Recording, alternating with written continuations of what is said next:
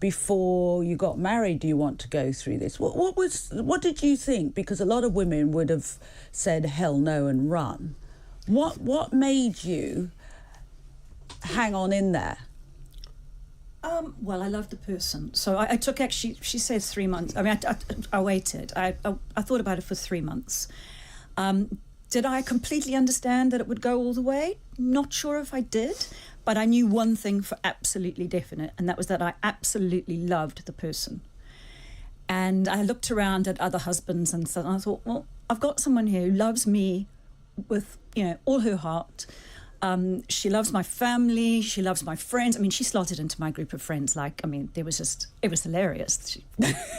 1 minute she had just her German banking friends. The next minute she had a massive circle. They loved her.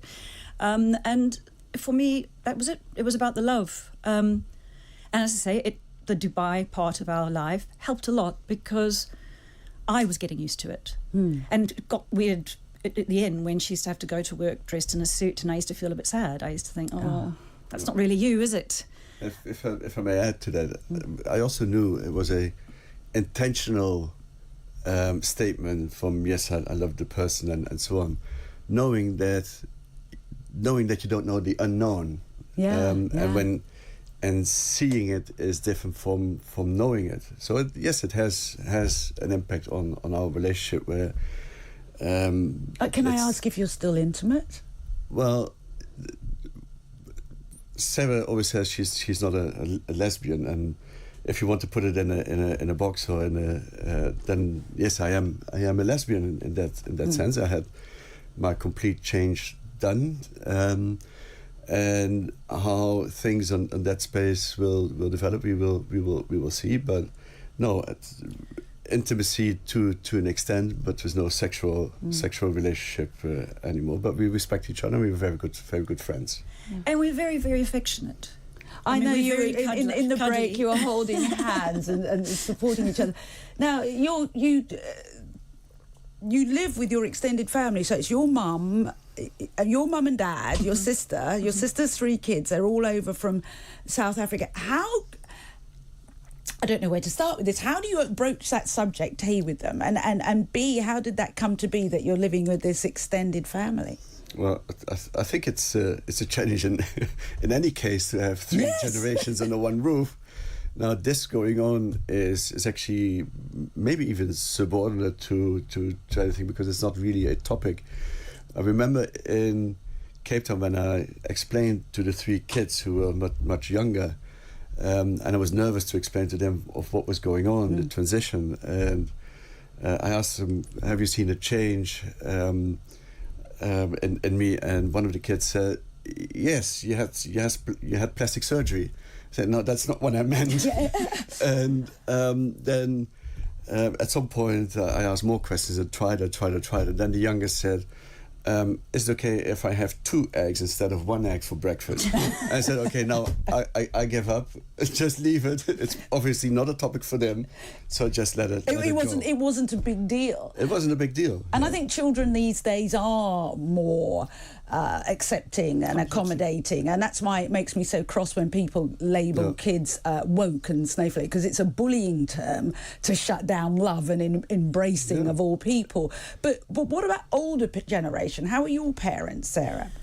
Well, I mean, they were slightly worried about me at first. For them and their generation, trans issues hadn't really touched them, especially not in Cape Town in South Africa. And but they were very accepting. They were worried about me, but then as soon as they saw that I was fine and still, we had a very loving friendship, relationship, marriage, they were absolutely fine about it. I mean, Lexi's Lexi. I'm sorry, I'm not supposed to call her that. That's my nickname for her. But the generations. Do we get underfoot? Yes, we do. Yeah, we do. But it's a very loving family, and they are, we all love each other, and of course we all fight. As families arguments, do. Yeah. But no, we all get on very well. And it was actually Alexandra who asked my parents to come and live because. Oh, you did? Yes. Why was that? Because it's, I mean, unfortunately, I mean, the most favorite country in the world for me is South Africa. But there are developments there that make it a lot more difficult. So, also Sarah spent so many years in the UK and was not able to see her parents that often, or her family that often. Now they are in their late 70s, and luckily I was able to make that happen, to have them here, to be close to Sarah. Wow, that's love, isn't it? I mean, not many partners would have in-laws move in with them. That's love. We're building an annex for them, so we're building so we can lock them up there. But what do you see in the future? Do you think you will always stay together? Will there be a time when you if you had to, pigeonholes are awful things, but if you had to pigeonhole yourself, Alexandra, would you say that you only see relationships with women going forward? Yes, absolutely. And so that woman is obviously Sarah.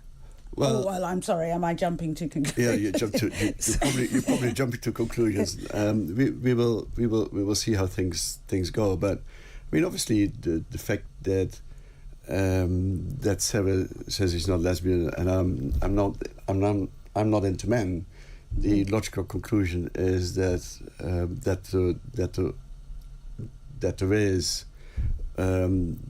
there are different developments. Let's put it.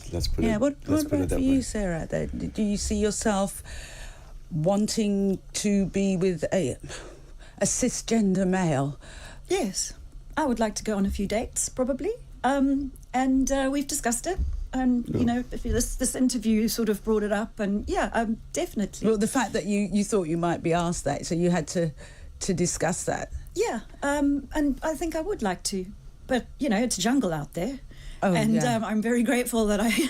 So you're saying you'd stay together, but you'd have a relationship where you have an understanding. I think we will always be friends, but let's say intimate relationship in terms of a sexual relationship, that is I think unlikely to be there. Or but Alex, is that going to be hard for you, Alex, seeing the woman you love with a... Well, no, I also have my own life and a girlfriend, and so that's, if we can make that work. I mean, that is. Do you have a girlfriend? No.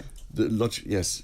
You have a girlfriend, yes. And so it's kind of like, I've done stories on polyamory, if I've got that correct. You Polyamorous, know, yeah. So you're close, you're a unit, but you are accepting of other people, but being respectful and keeping the other person informed. Yes, I mean, I'm married Sarah obviously for a reason, but things have changed. It doesn't mean that she is that all of a sudden she's a bad person. No, you're still very much together. You're on a journey. I am on this journey, and Sarah is on her journey. This doesn't mean that you disrespect each other, but you need. I need more in a relationship than. Both of you do when exactly. It comes to physical part. So I think that's a logical way to go. I would say.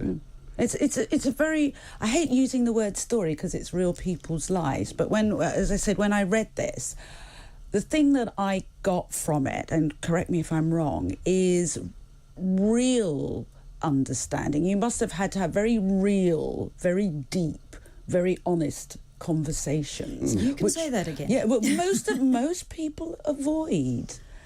But clearly you've had conversations of such depth and such...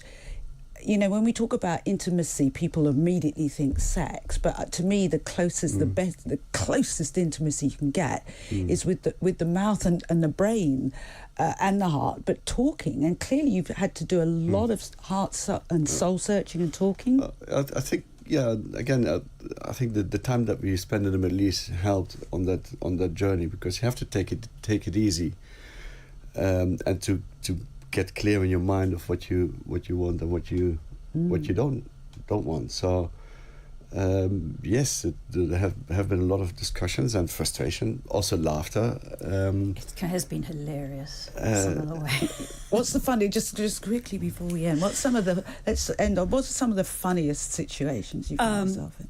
You just turn in the car and you say, "Oh, darling, please can I have your lipstick? I left mine at home." Said no one ever to their husband. Do you know what I mean? Yep, that happens. And, you know, she's got great taste in handbags. But I wish I could had the same size feet. You know, we do have... we just laugh. I think that's one of the keys to our relationship is she makes me laugh so much. Not always, but hey. Oh, no, sometimes you need a good slap.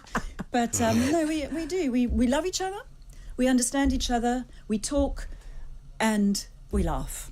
What more can you have for a marriage? I mean, you know, there's all sorts of other stuff, true. but that's the basis of any good marriage. And you have a level of honesty. You've had to have a level of honesty between the two of you that I'd stick my neck out and say probably 80 or 90% of marriages don't have, or people think they might have, but they don't. But you've had to go into places and talk about things that most people would shy away from. Yeah.